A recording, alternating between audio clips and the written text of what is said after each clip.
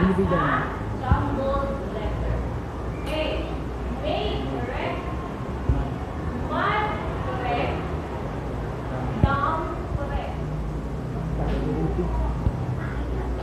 Okay?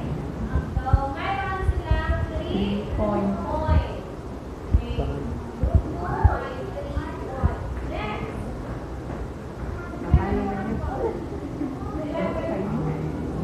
Okay.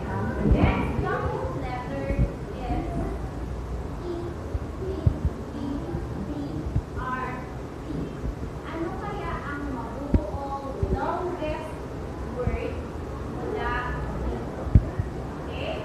Ano kaya ang mabuong longest word mula dito?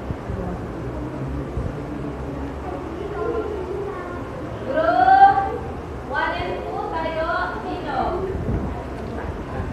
Kilala ko siya.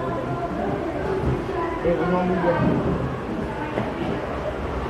Okay, takpan. May mga taga-takip para hindi nakapawang niya. O, ito na. Usap-usap.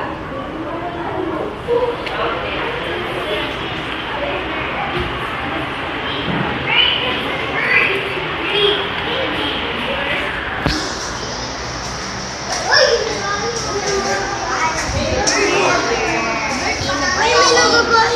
Si Chairman ang gagay.